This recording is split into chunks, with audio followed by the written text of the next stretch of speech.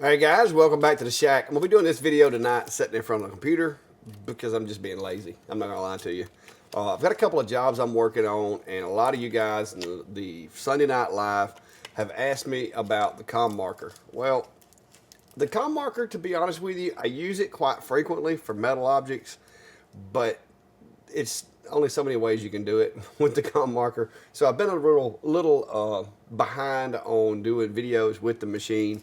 But tonight I've got a little bit of a Christmas thing that I'm doing with some of these little minimalist wallets. And these are some that I get off of Amazon. They're probably the cheapest one that you can buy without buying in bulk that I can find on Amazon. They're only like 14 bucks a piece. And luckily I have found that they have a really good coating that reacts with the laser really, really well. And so tonight I've got a couple of them that I've got to do for some friends. And we're going to do that. I'm going to walk you through the steps, show you how I got everything set up, and show you what the results look like. So if you're interested in that, or if you've looked at getting a ComMarker B4 or some other type of fiber laser, and you kind of want to know what kind of things it'll do, maybe this will give you a little bit of an idea the difference between that and, say, the diodes and so forth. Now, some of this stuff you can do with the diodes, but I have found that I can do a really, really good job with the fiber, and I don't have to worry about whether or not it's going to mark it. It always does. So if that's something you're into, stick around, and we'll be right back.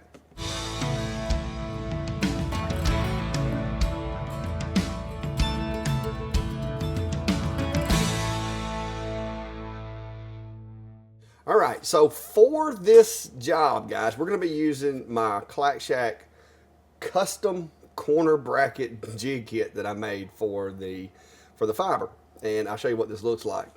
And all this is, guys, is a couple of pieces of orange acrylic, and I cut these little L-shaped brackets here out, and they're, instead of being flat, they're just L's. That way, if it's a square object, I can hold the corners like that. So that's what that's how I've got it set up, and it works really well for me so far. So tonight I'm going to try to do a combination of this camera as well as the Logitech camera that I have over here, and kind of walk you through the steps and show you what it looks like. So let's get over to LightBurn and let's get everything set up. All right, guys, so I've got the machine connected to LightBurn, and yes, in order to use ComMarker B4, if you're new to them or you haven't had a Galvo before, you do have to buy an added license for the Galvo style machines. It's an additional fee, and you have to have it to work the ComMarker. There's a lot that goes into the setup, but a lot of that is covered either in some of my previous videos or there are other videos out there. So it's not that difficult, but there are some steps that you have to take to add it to LightBurn once you get your license. But the design that I've got today, this is going to be one that I'm doing for one of my friends, and he's actually my chief at the PD. And so what we're going to do is I'm doing one of these little wallets. I did one for myself, and I let them see it at work, and now they're kind of the rage. So a lot of folks are wanting one, and so he wants basically the badge and his call number on there. So what I'm going to do is I'm going to put the badge graphic in there, his call number. I'm just going to select both of these guys, and I'm going to make sure I've got them aligned center. The graphic, let's see if we can find a different graphic, something a little bit more like the job here. I know Roboto black, that works. All right, so I'm gonna size that down a little bit. I don't want it to be too overwhelming. And I'm gonna click that guy, just arrow it up a little bit. And that's the graphic. So I want to confirm one more time that everything is aligned. All right, and I'm gonna go ahead and group this. Now, over here in my library, you'll notice that somewhere in here, well, I had it in here. Let's see. I think this is what I used last time.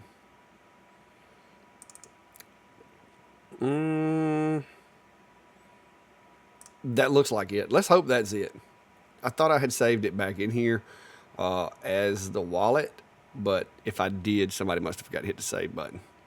So we're just gonna go with that. That should give me the same finish, because what I'm trying to do is get the white or gray looking text. So I'm gonna click that guy right there, and I'm gonna tell it to assign it, and it's gonna assign that power speed up here.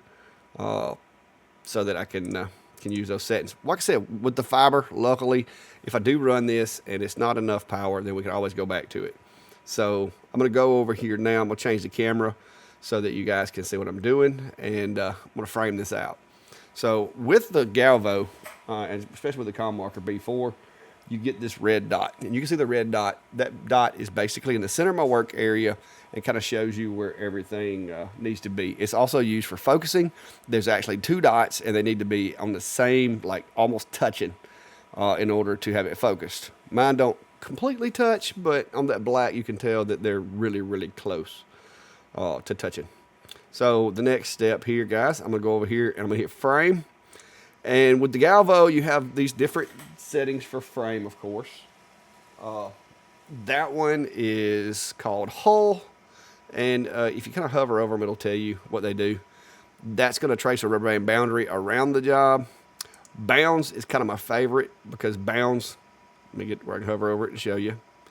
It traces a rectangle around the job and can be used for squaring. So let me peek over there and look at it. I don't know if you can see it on this other camera or not. So right now it appears that the badge is, let's just do contour. Contour is really cool too.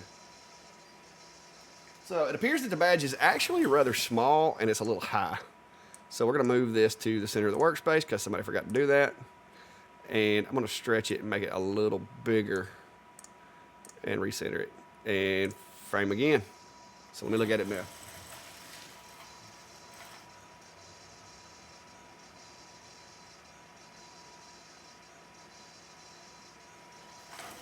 Okay, I'm gonna have to reposition my little wallet here because I want it to be to where the thumb hole, there's kind of a thumb hole in here to push the cards out. So I want the badge and everything to be oriented this way. So I'm putting that back in my little jig there.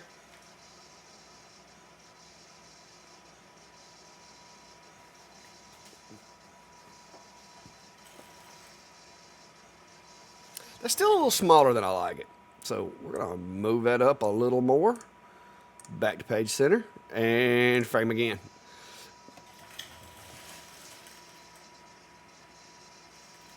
All right. Once I get this set up, so y'all know where to put them. I'm gonna bring that down a few millimeters. I'm really particular about where it goes. All right, guys, that looks really good. So now I'm gonna use my new glasses. These glasses are actually rated for both diodes and fibers, so I like these guys. I am going to, however, let y'all maybe see the burn a little bit better, so I'm going to zoom in with the Logitech camera over here so you can see it a little better. And I'm going to go down here and I'm going to start this burn and see how it works out, guys.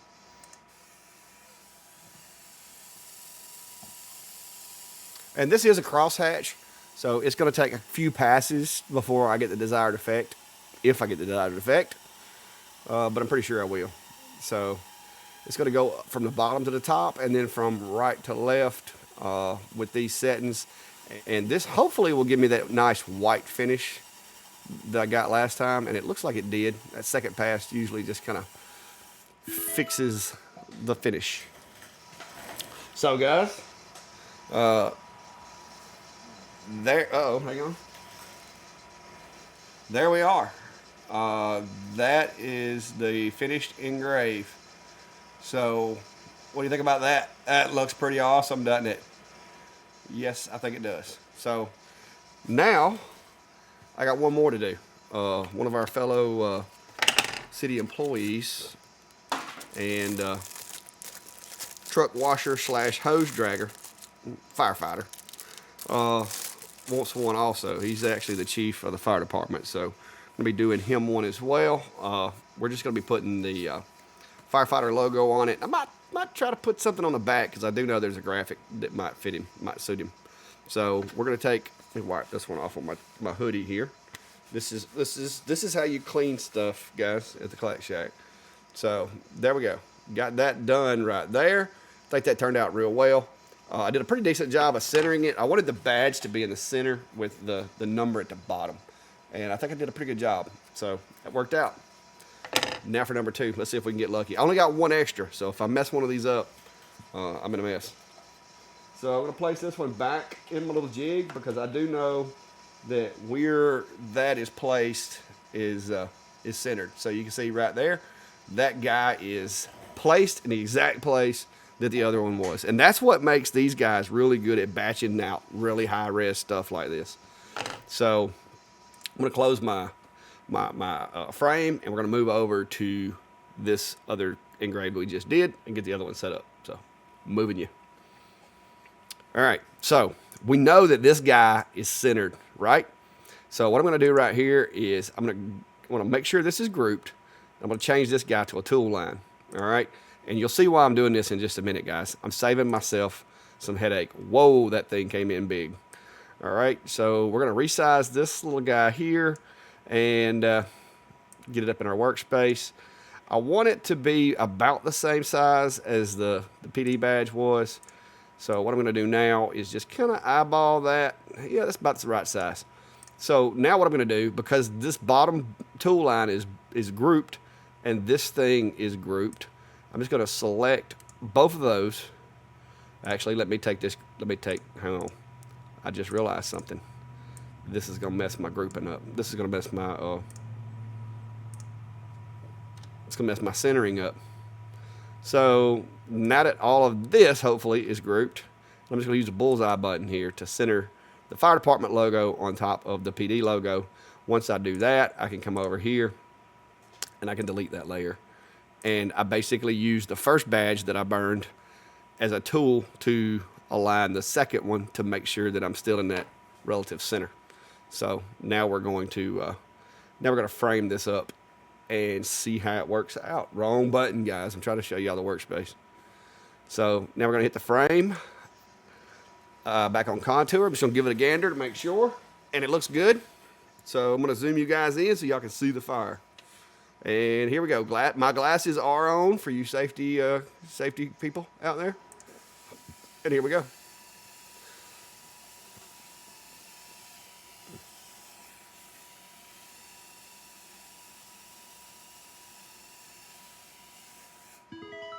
And just like that, guys, there you go.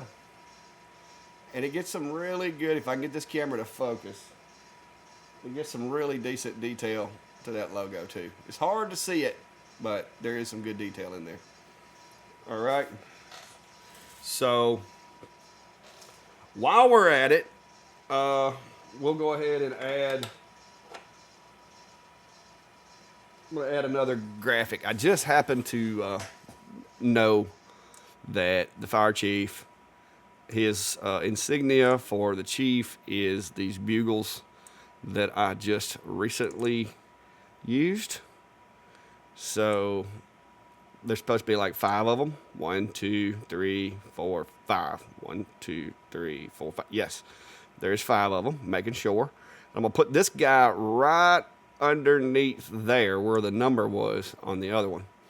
It needs to go down about 2 or 3 millimeters. It's a little taller than the letters were. So frame again. All right, I'm gonna add me another millimeter or 2 spacing, trying to split the difference between the edge of the material and the emblem. All right, there we go. I got it where I want it, so we're gonna send it.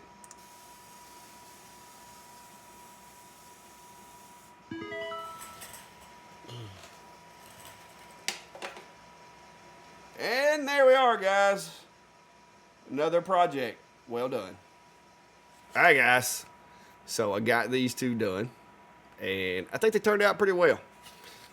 Did those really quick. Like I said, that is where the fiber comes in to play as far as the, and I wish you could see all of the detail, but these cameras are not working with me. Even my old eyes, I can tell in the center of this graphic the detail. You can see this one a lot better without a magnifying glass, but they turned out really well, and you saw the time that it took. It's like no time at all. So let's say I had a design and I wanted to do 100 of these. I could use the pedal instead of hitting start in LightBurn. If they're the same exact piece, I can literally remove one, place another, stomp the pedal. Remove one, place one, stomp the pedal. If I wanted to change these numbers, let's say I wanted 5051, 5052, 5053, 5054, with the variable text option built into LightBurn, I could actually make this number increase by whatever increment I needed to using those functions. So that's where I think this machine, and you can do a lot, like I said, I could do similar to this with diodes. Not as fast and not quite as accurate, I guess you would say, as far as the LPI or the DPI of the image. But it's a pretty versatile machine, but it specializes in small things, because you can see my workspace down here, guys. I mean, it's 110 millimeters by 110 millimeters. But if that's something that you're good with having, to have the ability to mark metals, I like the machine. So a lot of you had asked for the video about the ComMarker, because I hadn't put a lot of content out. But this is usually what I do, guys. I'll do like 2 or 3 little one-offs like this, and it's off to the next project. So that's the reason I don't do a lot of content with the machine. But since y'all requested it, I figured what the heck, I would create some content. But if you are looking at getting one, I will drop an Amazon link down below for the machine, same machine that I have here. And you can click that link, check it out. If you order one, that will definitely help here at the Clack Shack. So until next time, guys, be safe and have a good day.